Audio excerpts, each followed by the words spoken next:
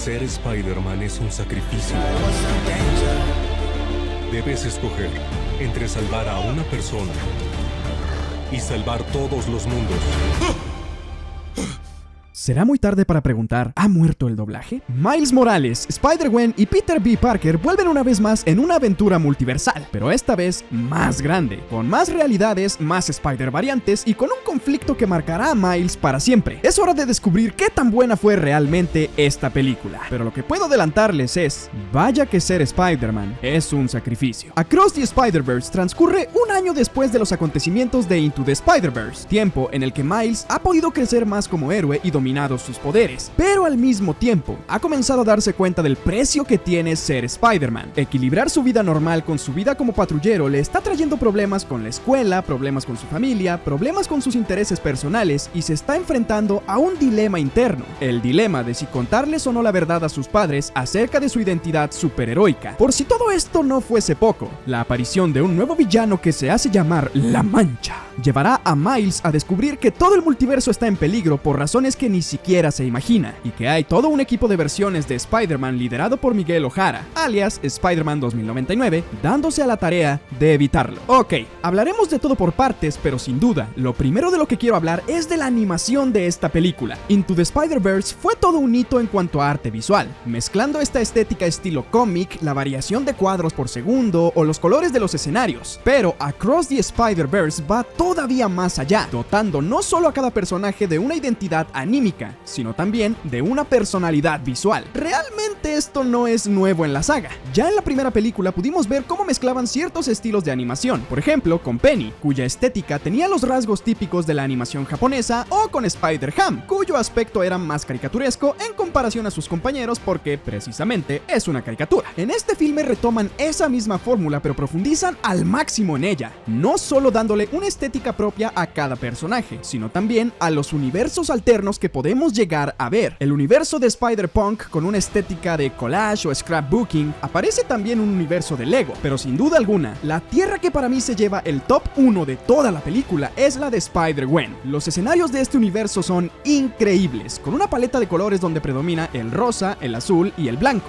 Sumado a esto, hay una característica especial en el mundo de Gwen que me encantó. Los escenarios son reactivos, es decir, demuestran cambios dependiendo de cómo se esté desarrollando la escena. Cuando Gwen está triste o angustiada, los colores en acuarela de fondo pareciera que se derriten, dando un efecto de goteo, como si estuvieran llorando. Cuando el personaje está feliz, cambian de tonalidades pastel a colores más vivos y dinámicos. Y hablando de dinamismo, es increíble cómo la película arranca con una secuencia de Spider-Gwen en la que en cuestión de minutos nos ponen en contexto de qué ha pasado con ella en este año transcurrido, de sus sentimientos por Miles, y hasta se toman el tiempo para contarnos de manera resumida y clara su origen. Es un buen ejemplo de cómo se adapta fielmente un cómic. Si Sony anunciara mañana un spin-off de Spider-Gwen asegurando que usarán durante toda la película los mismos recursos visuales que usaron para su universo, ya, se acabó todo. Película del año. Pero bueno, ya simpiamos mucho Spider-Gwen. Continuando con los puntos positivos, otro personaje que destacó entre tantos fue Miguel O'Hara. Su diseño es espectacular y es por mucho el Spider-Man que más impone de todos. Su fuerza, su determinación, su violencia implacable generaron un vínculo muy bueno de polos opuestos entre él y Miles, y creo que todo se debe a la buena justificación que se le dio al conflicto de la película. Ya se nos había mostrado en trailers que tarde o temprano Miguel terminaría enfrentándose a Miles. Yo en un principio pensé que se trataría únicamente de un choque de ideales. En los cómics, Spider-Man 2099 tiene un rol de antihéroe y una severidad en su actuar más marcada que la de Peter Parker o el propio Miles Morales. Llegué a pensar que tal vez todo se concentraría en un punto donde Miles y Miguel tendrían que decidir si matar a alguien o no. Miguel diría que sí y Miles se opondría. Pero no, todo fue de otro nivel. Miguel explica a Miles que todas las versiones de Spider-Man están conectadas de alguna forma en algo que se conoce como la red de la vida y el destino. Nuevamente, algo adaptado directo de los cómics. Y dichos vínculos se forman gracias a que todos los Spider-Man comparten acontecimientos que marcan sus vidas y los definen como personas y héroes. Algo a lo que Miguel se refiere como eventos canónicos. La muerte del tío Ben, la muerte de un interés amoroso o la muerte de un ser cercano en general.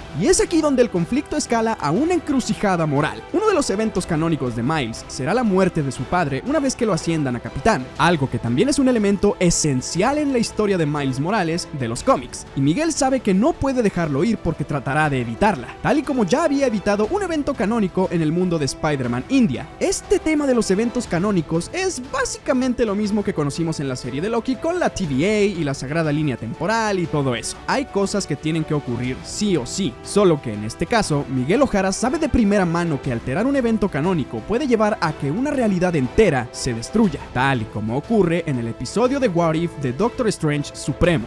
¿No les parecen sospechosas todas estas similitudes? Como si estuvieran planeando, no sé, algo así como un crossover. Yo no digo más, ahí lo voy a dejar, nada más como una observación curiosa, ¿no? Además, también Donald Glover aparece en una escena como Prowler y sabemos que Donald Glover interpreta al tío de Miles Morales en el UCM. Yo no digo más, ya, basta de cosas, basta de teorías, basta de observaciones, volvamos a los hechos. Otra revelación que marca más esa rivalidad entre Miles y Miguel es que este último dice que Miles no estaba destinado a ser Spider-Man, ya que la araña que lo mordió fue traída por la Mancha desde otro universo, es decir, de todas las anomalías que podrían alterar eventos canónicos. Miles es la primera de todas, él es toda una anomalía en sí mismo, y Miguel le dice esto en el cierre de una secuencia de persecución y pelea en el tren espectacular. Siempre que una escena de una película de Spider-Man involucre un tren, sabes que va a ser la cúspide del cine. Esto me dejó un poco confundido porque si la creación de Miles como un Spider-Man alteró el canon, ¿cuáles fueron entonces las consecuencias para su universo? ¿O cuáles fueron las consecuencias para el universo que Miguel menciona en el que Spider-Man no existe porque la araña de esa realidad fue transportada a la de Miles? No parece que en ninguna de esas dos realidades haya ocurrido algo como lo que ocurre en la de Spider-Man India, donde se abre una brecha dimensional que podría devorar su realidad. ¿Será que hay eventos canon que tienen más peso que otros? ¿Será que Miguel O'Hara realmente no conoce bien cómo funcionan los eventos canon? ¿O será acaso que existen Spider-Man específicos que sí pueden alterar su canon? Porque también tenemos el caso de Spider-Gwen. Se nos sugiere que su padre, siendo el Capitán Stacy, también moriría, pero cuando ella vuelve a su universo, su padre le revela que ha renunciado a su trabajo, lo que le quita su estatus como Capitán Stacy y, por ende, lo aleja, o al menos así parece, de su destino de morir. ¿Eso no cuenta como alterar el canon? O quizás no muere como el Capitán Stacy, pero sí se termina muriendo en la siguiente película. Díganme ustedes qué opinan sobre este aspecto en los comentarios. Por último, tenemos el cierre, o mejor dicho, la apertura para la siguiente película. Miles usa la máquina de Miguel O'Hara para volver a su universo e intentar salvar a su padre. Paralelamente, Spider-Gwen usa un dispositivo que Spider-Punk le entregó para viajar a otros universos y reencontrarse con Miles. Miles entra a su habitación, pregunta por su papá, le revela finalmente a su madre que él es Spider-Man y su madre le pregunta quién es Spider-Man. Miles camina confundido fuera de su habitación y ve a su tío Aaron. Juntos suben a la azotea de su edificio y ahí ve un graffiti en honor a su padre que está muerto. Resulta que Miles no viajó a su universo original, viajó al universo al que pertenecía la araña que lo mordió, porque la máquina que Miguel usa para enviar a los invasores de realidades a sus mundos de origen utiliza un escáner que determina a qué tierra pertenecen, y dado que Miles tiene dentro de su sistema las mutaciones que la araña le provocó, la máquina lo reconoció como un ser perteneciente a esa realidad. Gwen entiende esto también cuando llega a la habitación de Miles y se percata de que él no está ahí, por lo que reúne a un equipo de Spider-Man para ir en su búsqueda, mientras que Miguel hace exactamente lo mismo. Mientras todo esto ocurre, Miles presencia la última gran revelación de la película. Dado que en la realidad a la que viajó Spider-Man nunca existió, el Miles de esa tierra se convirtió en Prowler. Y ahí entra el continuará. Bien, ya le hemos echado muchas flores, ya dijimos muchas cosas buenas, pero ¿qué puntos negativos tiene esta película? Quizás el punto más negativo sea que, al final, esta película te puede dejar un sentimiento raro de vacío o de que nos quedamos a la mitad de algo, pero realmente no es en sí algo negativo, puesto que se entiende que una de las funciones de esta película fue preparar los cabos necesarios para atarlos en la siguiente que viene.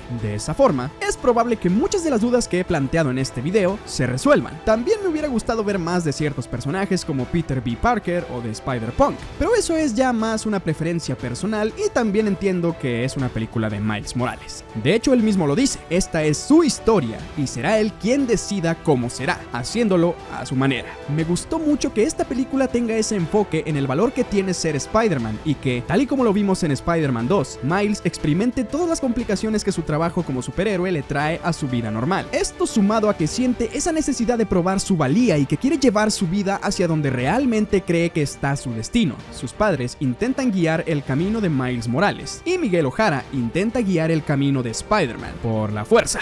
Entonces, para la siguiente película, Miles va a tener un montón de problemas. Intentar salvar a su padre, enfrentarse a la Mancha, que ahora es mucho más poderoso, enfrentarse a Miguel O'Hara y su equipo, y todo esto sin que nosotros sepamos cómo va a resolver lo que Miguel le dijo acerca de alterar los efectos canon, porque si es tal cual como él lo dice, en este conflicto quien tiene la razón es él y no Miles. Ser Spider-Man implica sacrificios, ¿y qué sacrificio podría ser más grande que uno del que depende toda una realidad, todo un universo? Pero bueno, eso ya lo veremos cuando se estrene Beyond the Spider-Verse. Ahora es momento de hablar de lo que todos estábamos esperando: el doblaje. Mucha polémica se generó cuando se anunció parte del cast para este filme, específicamente el cast de Star Talents. Muchos de ustedes nos habían estado preguntando nuestra opinión acerca del tema, y ya que por fin se estrenó la película, puedo decirles de manera personal que de entrada yo no estoy en contra de que se contraten Star Talents para una cinta. En primera, porque la empresa decide a quién contrata y a quién no, entonces ¿para qué me estreso? Y en segunda, porque creo que lo que realmente vale es juzgar el trabajo de una persona cuando ya lo vimos, no antes. Claro que también podemos hacer conjeturas de quién tiene más aptitudes para hacerlo mejor y quién menos y todo eso. Javier Ibarreche es el ejemplo perfecto. Él ya tenía experiencia actuando en teatro y en shows de comedia. Ya sabe lo que es dar un performance. En el papel, se supone que él debería tener por lo menos un poco más de herramientas que alguien que directamente no tiene ningún contacto con la actuación. Yo no me meteré en cuestiones de qué tanto afecta esto a la industria del doblaje o a los actores nuevos, porque, si les soy sincero, no estoy muy informado en el tema. Y creo que para eso hay voces más calificadas como otros actores de doblaje que ya han dado su opinión al respecto. Yo les daré mi opinión honesta como consumidor del producto. ¿El doblaje que realizaron los Star Talents en Across the Spider-Verse arruina la película? Mi respuesta es no. De hecho, siéndoles más sincero aún, si yo viera esta película sin saber absolutamente nada del cast, me costaría un poco decirles en qué momento de la película está hablando cierto youtuber, cierto streamer, etc. Indudablemente quien mejor lo hizo para mí fue Javier Ibarreche. Sí se sintió un poco extraño al principio porque escuchaba su voz y se sentía como estar viendo un video suyo, pero luego de unos minutos me acostumbré y todo bien, todo chido. De los demás, la verdad no podría decirles porque, en serio, no logré identificarlos. Sin embargo, sí hay algunos de los que tengo un par de comentarios, y son Andrés Navi, Pipe Punk y Juan Guarnizo. En el caso de Pipe Punk, la verdad no pude acostumbrarme. Sí sentí que la voz descuadró un poco, y con Andrés Navi y Juan Guarnizo no sé si me pasó lo mismo con Javier Ibarreche, de que como ya tengo tan interiorizada su voz en videos, la asocio demasiado a cuando escucho la película. En el caso de Juan Guarnizo, creo que incluso es un poco más injusta mi expectativa porque le dieron el papel de Spectacular Spider-Man, y aunque literal fue solo una línea, es un Spider-Man extremadamente icónico que originalmente tuvo la voz de Luis Daniel Ramírez, actor que le daba voz a Tobey Maguire. Entonces mi intuición decía que, así como escogieron a Víctor Ugarte para darle voz a Tobey en No Way Home, debido a que Luis Daniel en este momento es Funado Man, creí que lo harían en esta película, y por eso me sorprendió mucho escuchar a Juan Guarnizo en ese personaje. Pero independientemente de todo esto, ¿saben cuál es la conclusión final? Que obviamente no arruina toda una película. Literalmente solo actúan como 5 segundos cada uno en un filme de 2 horas. Si de plano te llegan a aparecer doblajes horribles que están hechos de una forma pésima, pues ok, es válido, es completamente válido. Y la mejor parte es que al menos solo los vas a tener que escuchar en momentitos X y muy cortitos. Si llegas a la conclusión de que de verdad te arruinó toda la experiencia de la película, pues qué decirte, lo siento mucho. Como sea, esta es solo mi opinión y les recuerdo que ustedes pueden dejar la suya en los comentarios. Los leo.